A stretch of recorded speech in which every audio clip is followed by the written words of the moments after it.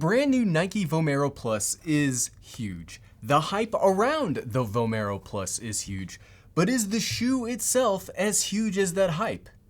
Well, yes, physically it is. I mean, look at it. This is a big shoe. But performance-wise, is it huge? First things first, I bought this shoe, and it's a joint pair, with my own money, and I currently have about 23 miles on it.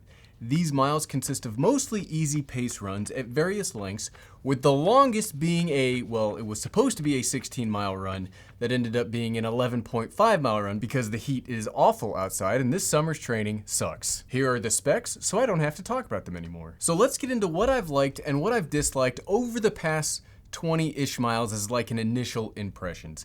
Kicking it off with the dislikes. I would have to say that for me personally, the sizing of the shoe is slightly off.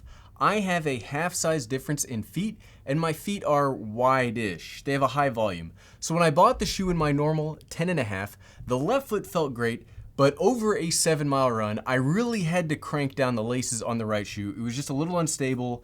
I was having some problems locking it down. So I returned that initial pair and I got a half size down, but now my feet are on the snug side. It's not painful and it hasn't caused me a problem. These were not the issue of that 16-mile run failure. There was some personal things that I did wrong, but my feet at the end felt really good. But I would say the sizing is just, I fit in the weird gray area between half size. The next thing I've disliked are the laces. You can see these are not the laces that came with the shoe. Physically, the laces are fine, but the included pair weren't long enough for me to both do the heel lock lacing and double knot at the same time. I always do both in my shoes, so I had to add $8 to the price of the Vomero Plus and add a new set, which almost took this to a $200 shoe. Personal preference, I do wish the foam here in the back was a little lower for less of a drop.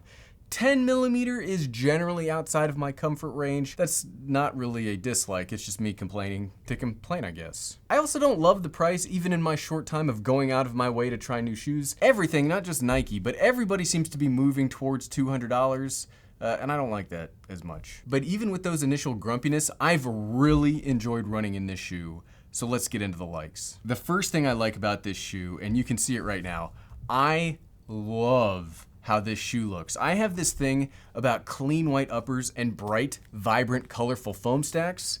I don't know, it really does it for me. I think this shoe looks incredible. And just from like a YouTube infrastructure perspective, taking the thumbnail for this video was so much fun. I know performance is king, and we will talk about performance here in a second, but when you can marry performance up with looks, thumbs up all around. The next thing I really like is the rest of the upper. We just said this summer has been miserable. To try to avoid that heat, I've been running at 4 a.m., but that means it's about as muggy as it gets.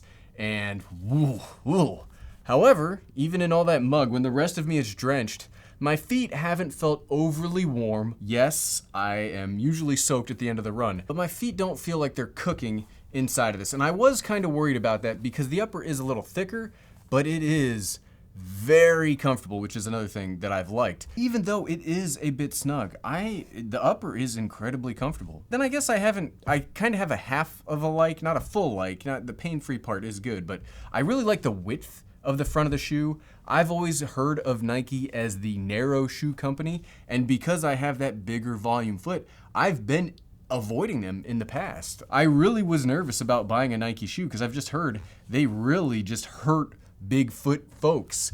However, even with the half size down, even with the snugness, after that 11-mile run, this feels really good. And that 10.5 pair felt darn near palatial for my toes. The next thing I've liked is the running experience, and put that next with an exclamation point.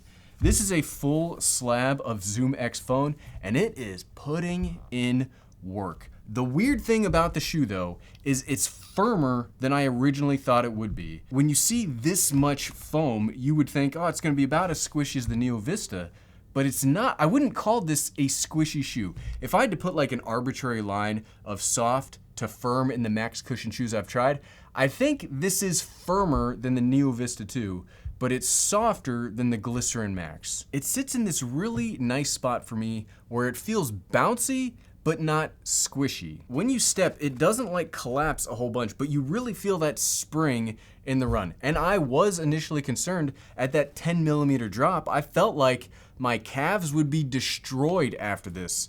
But it's just something about the bounce has made everything about my mechanics very comfortable. I'm kind of a midfoot, like back of midfoot striker, and it's crazy how this foam, like this shoe feels like it was designed perfectly for my running gait. I don't feel like I'm being forced too far up on the shoe. It almost feels like this steep drop with the amount of bounce that it has, it's like it's forcing my foot in a position for me that I want it to land in, and then it just keeps bouncing me along. In my current marathon training block, I've been dealing with some mild plantar fasciitis, and while this is totally anecdotal, during my short window with these actually make my foot feel really good. I'm not saying that these have solved my plantar fasciitis, but of all the shoes I run in over the last 6 months, these are the ones that, I mean, my foot feels really good. I also like the outsole pattern on the bottom. This is a fairly light shoe, but it doesn't save that weight from cutting all the durability of the shoe. We're only at 20 miles, right? So I would hope that the shoe's not falling apart. I do feel confident that this will last me the entire block because it's just got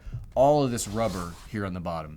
I haven't had any inclement weather thus far. I haven't run through any puddles in this yet, so I can't really talk on the grippiness of it. I just like that there isn't as much exposed foam as you might find on other lightweight Max Stack shoes. But so what, right? Now it is hard to recommend running shoes to other people because every human being runs differently. But if the question is, would I personally buy this shoe again? The answer is yes. Absolutely. I think this shoe is crazy versatile. And as somebody that doesn't really like the Super Blast 2, I'm looking at you right now, Super Blast 2. This is absolutely my long run shoe now. It's so comfortable for so long, and it mixes bouncy with max cushion better than any of the shoes that I've tried so far. And click here if you want to see the actually most hyped shoe of the year. Thanks for watching.